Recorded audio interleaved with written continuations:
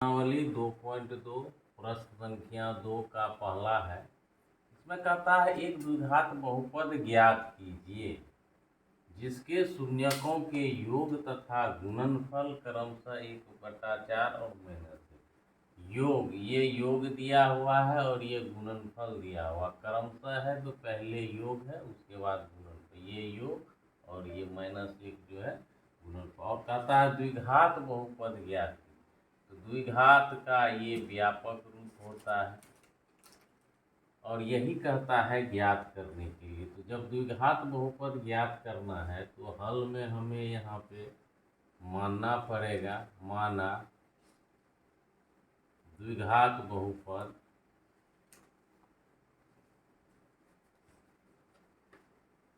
ax² plus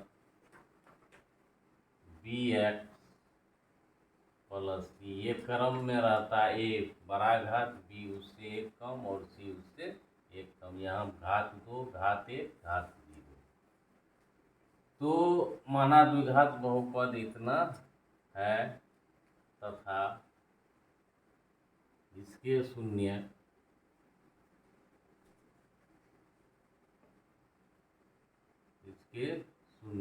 alpha और beta है।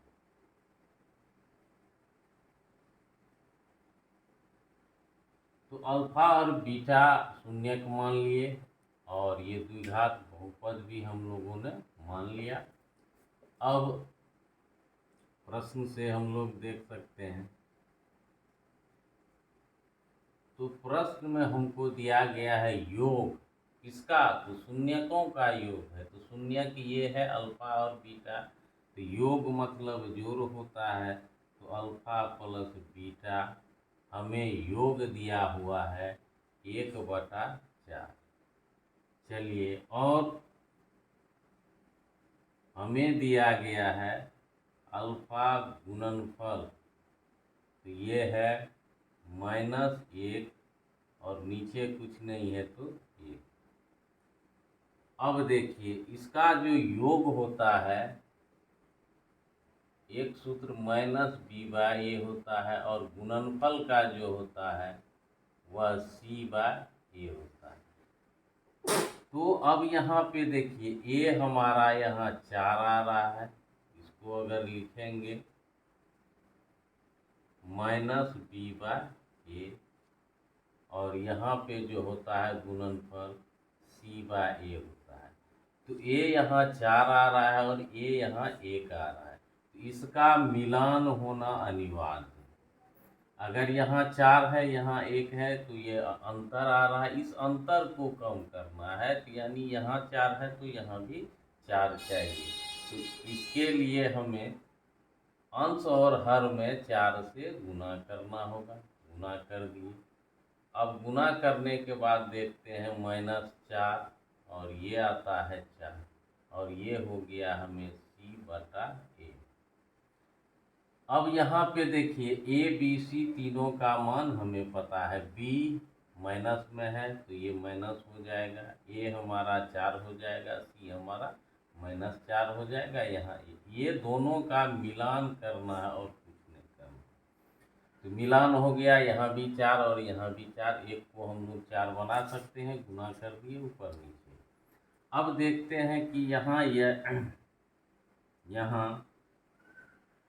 यदि a बराबर 4 है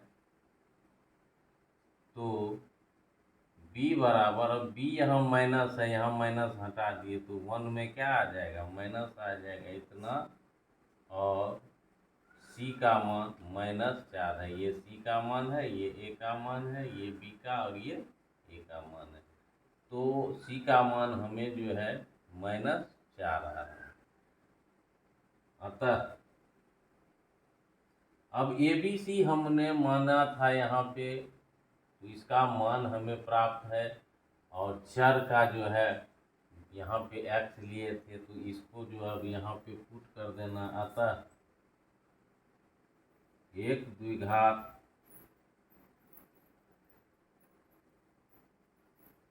बहुपद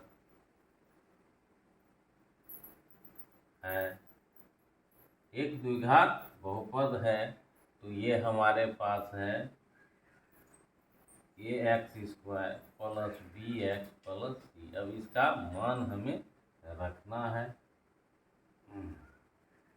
तो a का मान हमारे पास जो है क्या कहते हैं 4 है, तो 4x² और b का मान जो है -1 है, तो प्लस -1x और c का मान जो है हमारे पास -4 है, तो प्लस माइनस।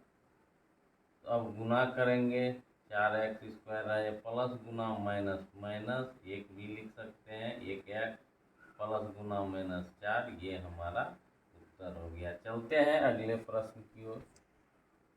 अब दूसरा प्रश्न है, एक द्विघात बहुपद ज्ञात कीजिए जिसके शून्यकों का योग √2 है और गुणनफल 1/√3 है। तो सेम वही प्रश्न है, कुछ नहीं करना है, जो माने थे, माना द्विघात बहुपद इतना है तथा इसके शून्यक अल्फा और बीटा है। प्रश्नानुसार अब योग यहाँ हमें √2 दे रखा है, तो √2 लिख देंगे और हर में 1 देंगे, तो √2/1 हमें आ गया। और गुणनफल बोल रहा है 1/3, तो 1/3 हमको कर देना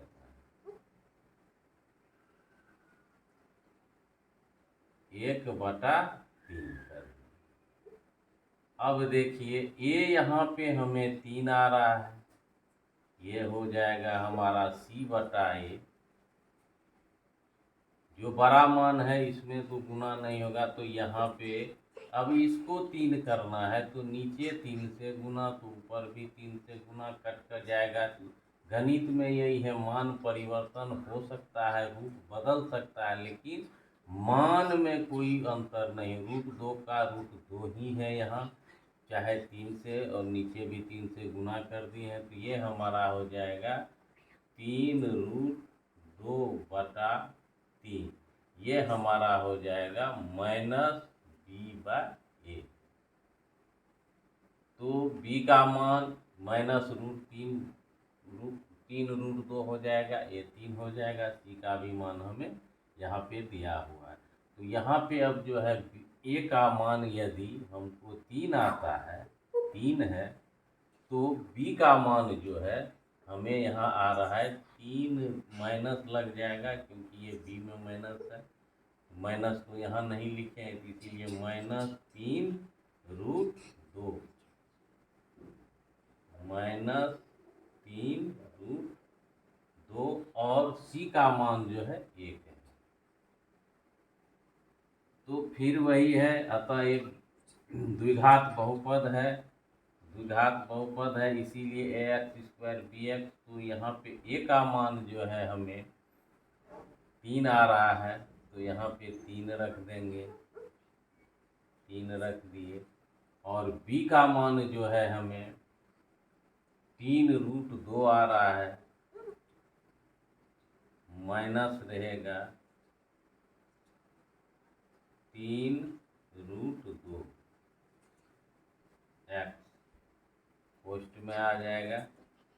उसके बाद है +1, c का मान है +1, तो यहाँ पे 1 हो जाएगा। अब देखिए हो गया यह 3x² प्लस गुना माइनस 3√2x प्लस 1, ये हमारा उत्तर हो गया। चलते हैं अगले प्रश्न की ओर।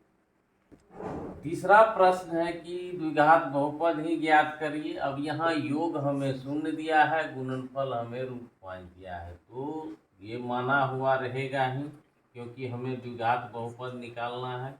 अब योगफल हमें 0 दिया है, तो ये हो जाएगा 0/1। चलिए अब इसको तो चेंज करना होगा, यहाँ 0/1 है और यहाँ पे है √5 और यहाँ भी है √5/1। अब देखिए a का मान 1 और यहाँ भी a का मान 1 आ रहा है, तो इसमें ये बराबर है ही, इसमें छेड़छाड़ करने की कोई ज़रूरत नहीं है। तो a का मान हमें 1 आ रहा है, तो 1 लिख देना है। बी का मान हमें 0 आ रहा है, 0 में कोई चिन्ह नहीं होता है, 0 ऐसा पूर्णांक है, 0 ना धनात्मक है ना ऋणात्मक है, बी हमारा 0 और सी हमारा जो है √5 है। तो √5 ये मान निकाल लिए। ए का मान 1, बी का मान 0 और सी का मान जो है √5। अब इसको यहाँ पे बैठा देना है। तो जब बैठाते हैं तो ए का मान जो है हमारे पास 1 है, तो 1 लिखें या नहीं लिखें कोई दिक्कत नहीं है, लिख दिए एक स्क्वायर। अब प्लस है, बी का मान 0 है, गुना x रहेगा, अब प्लस जो है √5 रहेगा। उसके बाद x² ये 0 हो जाएगा और √5 हमारा, ये हमारा बहुपद प्राप्त हो गया उत्तर। चलते हैं अगले प्रश्न की ओर। चौथा प्रश्न है 2 का। इसमें योगफल हमें 1 दिया है, गुणनफल 1 दिया है, नीचे एक ए हो जाएगा, नीचे एक ए, यहाँ पे हमें भी बराबर आ जाएगा। तो योगफल हमको दिया है 1, तो 1/1 अंश बटा हर हमेशा लिखेंगे, क्योंकि यहाँ अंश बटा हर योगफल, ये भी योगफल, ये भी योगफल, ये भी गणित में बराबर ही होता है, उसी को लिखते हैं। यहाँ गुणनफल हमें दिया है 1 ही है, तो 1/1। तो यहाँ ए को मिलान, ए भी 1 है, यहाँ ए भी 1 है, तो यहाँ पे कोई चेंज नहीं होगा, तो ए का मान 1 हो गया। अब बी का मान जो है ये माइनस है, यहाँ माइनस नहीं दे रहे हैं तो इसमें माइनस लग जाएगा, तो -1। और सी का मान भी 1 आ रहा है, तो सी का मान भी 1 रख दिए। अब जो है ए का मान हमारे पास जो है 1 है, 1 लिखा हुआ है, बी का मान -1 है, तो यहाँ पे -1 आ जाएगा, और सी का मान 1 है, तो यहाँ पे +1 हो जाएगा। अब इसको सरल करते हैं, तो 1 गुना x² 1 हो जाएगा, या x² भी रख सकते हैं, प्लस गुना माइनस -x +1, ये हमारा बहुपद प्राप्त हो गया। चलते हैं अगले प्रश्न की ओर। 2 का 5वां प्रश्न है, योग दे रखा है -1/4 और गुणनफल दे रखा है 1/4। अब देखिए ए और ए दोनों बराबर है, कोई छेड़छाड़ नहीं होगा, जैसा है वैसा लिख देना है। तो -1/4 है, चलिए 4 लगा दिए। उसके बाद है 1/4, तो बी का मान जो है, पहले ए का मान 4 हो जाएगा, चलिए ए का मान 4 कर दिए, और बी का मान माइनस है, तो ये दोनों माइनस कैंसिल हो जाएगा, तो +1, और सी का मान 1 रहेगा ही। तो बहुपद जो होगा, तो ए का मान 4 है, तो यहाँ 4 हो जाएगा, और बी का मान 1 है, तो 1 यहाँ पे आ जाएगा,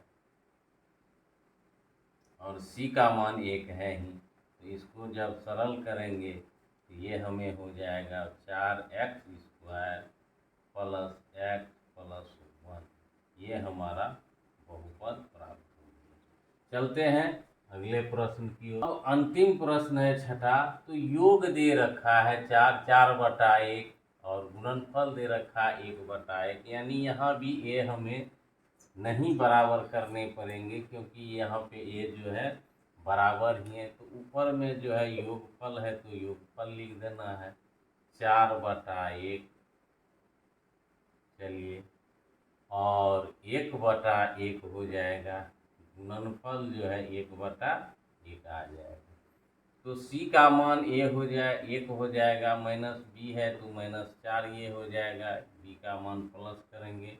तो यहाँ पे देखते हैं ये हमारा 1 है ही, इसमें कोई छेड़छाड़ नहीं होगा, बराबर है ही। बी का मान 4 है, तो बी में से माइनस हट गया है, तो यहाँ माइनस आ जाएगा, और सी का मान 1 है ही।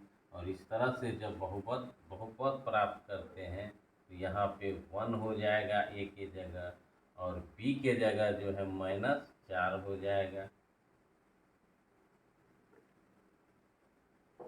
तो -4x और प्लस सी का मान 1 है, इसको जब फिर सरल करेंगे तो 1 लिखने की आवश्यकता नहीं है, प्लस गुना माइनस 4x प्लस 1, ये हमारे बहुपद के उत्तर प्राप्त हो गए। धन्यवाद।